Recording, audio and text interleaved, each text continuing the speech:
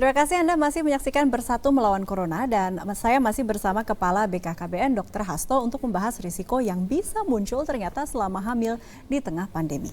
Nah dok, apakah sudah ada penelitian valid tentang pengaruh COVID-19 terhadap kehamilan itu sendiri? Ya justru itu Mbak Puri ya, jadi penelitian itu sering terlambat dibandingkan dengan peristiwa yang ada. Ya, sekarang ini dokter-dokter kan belum tahu apa dampaknya terhadap janin ketika ibunya infeksi. Tetapi lebih serius lagi kalau ibunya hamil muda ini, kemudian dia harus minum obat tertentu karena dia kena COVID, misalnya begitu ya. Apakah obat yang diminum selama dia sakit itu berpengaruh kepada janin? Ini kan juga pertanyaan yang serius. Makanya karena sama-sama belum tahu, lebih baik tidak hamil dulu sebetulnya.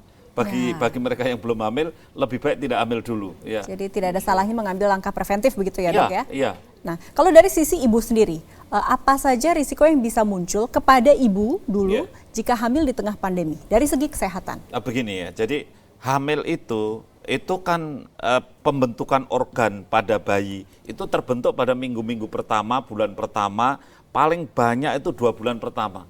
Pembentukan tangan, kaki, mata, hidung, pipi, kepala, pundak, lutut, kaki, semua itu terbentuknya itu di minggu-minggu pertama, minggu kedua.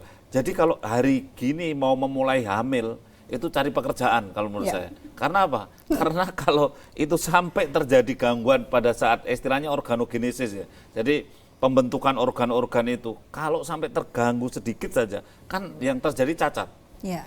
Makanya sebetulnya jangan hamil dulu selama pandemi ini. Ya, kalau tidak penting-penting amat, jangan hamil. Ditunda, alatnya sudah ada, berkonsultasilah dengan jarak aman, itu tetap menjadi himbauan utama, begitu ya. Betul sekali. Memang kita selalu menyoroti itu, tetapi apa yang perlu kita lakukan ketika misalnya sudah hamil, dok?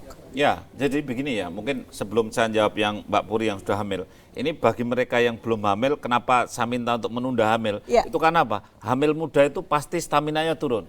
Tuhan menciptakan manusia hamil ini begitu hamil 1 minggu, 2 minggu, ini kondisinya diturunkan supaya tidak menolak bayinya. Jadi tubuhnya itu tidak bisa menolak benda asing dulu, dibuat demikian. Imunitasnya turun. Makanya ketika kita hamil muda, imunitas turun berbahaya bagi adanya COVID. Kemudian yang kedua, orang hamil itu mual muntah, jadi sering nutrisinya kurang, sering dehidrasi. Sama juga ketika dehidrasi, nutrisi kurang juga akan terjadi suatu kondisi turun, kemudian mudah tertular oleh infeksi termasuk COVID. Nah, bagi yang mereka sudah terlanjur hamil, ya ini kan jadi ekstra toh. Jadi ekstra toh.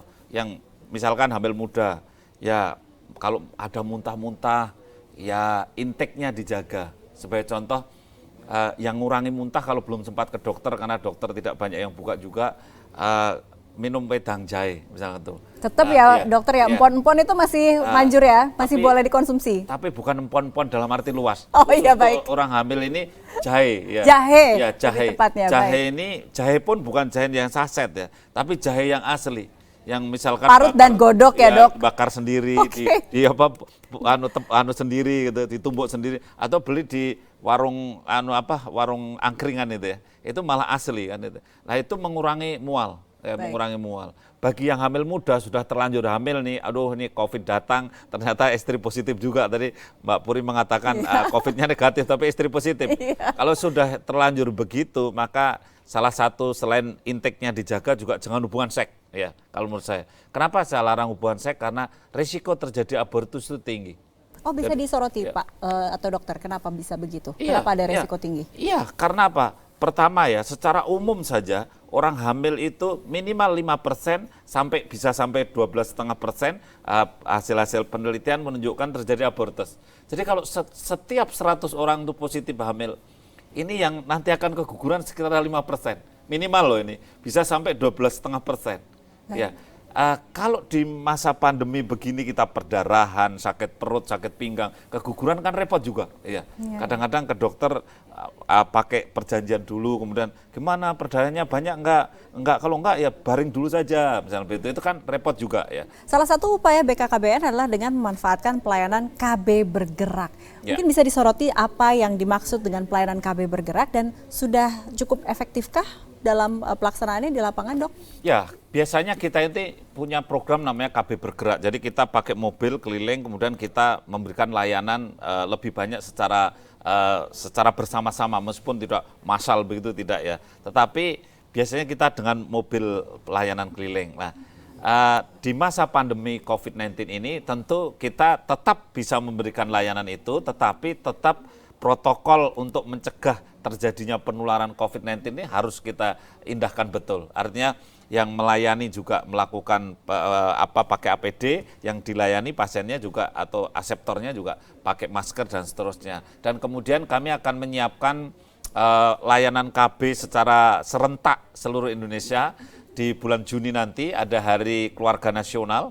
Di situ kita akan membuat suatu layanan bergerak dan serentak 1 juta aseptor. Ya. Wow, dan termasuk prosedur seperti IUD itu bisa dilakukan di tempat dengan menggunakan mobil bergerak tadi? Insya Allah bisa. IUD sama pasang susuk yang banyak diminati. Diminati masyarakat atau istri-istri begitu ya.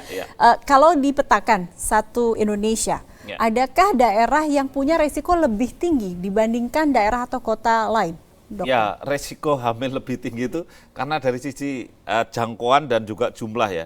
Seperti NTT misalnya gitu ya. NTT itu kan jangkauannya sulit. Sehingga rata-rata perempuan usia subur melahirkan lebih banyak itu NTT.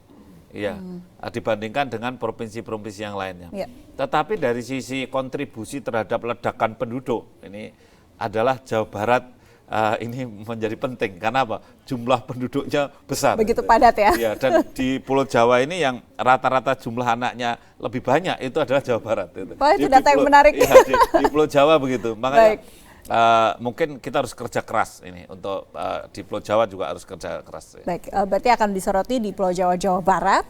Untuk dari skop nasionalnya kita akan kasih perhatian lebih ke Nusa Tenggara Timur tadi dokter bilang begitu ya. Protokol-protokol COVID-19 apa saja, Dok, yang perlu diperhatikan ketika pasangan usia subur ini ingin mendapatkan layanan KB? Begini, jadi kalau ingin mendapatkan layanan KB sebenarnya bagi aseptor tidak begitu ribet, tidak begitu masalah ya. Yang penting kalau dia datang tentu kita paham ya, kita pakai masker itu sudah standar lah, itu standar. Tapi yang paling penting begini, ketika dia habis masa berlakunya katakanlah susuk ya, yang dipasang di lengan itu. Ya. Beda dengan yang masa berlakunya IUD yang dipasang di rahim ya. Ketika susuk itu masa berlakunya habis, maka habislah khasiatnya. Ya. Oleh karena itu, begitu susuk ini habis, ini tanggal ini, susuk saya ini masa berlakunya habis. Meskipun susuknya masih ada di dalam, sudahlah. Tidak efektif ya, Dok? Tidak efektif. Tidak efektif. Jadi jangan lupa, tugas ya pasien atau tugas pasangan suami istri harus mengingat kira-kira kapan waktu kadaluarsanya. Jangan sampai lewat ya, Dok? Betul. Baik, mirsa, kapan kira-kira pandemi mereda dan waktu yang tepat untuk pasangan kembali merencanakan kehamilan? Selengkapnya sesaat lagi.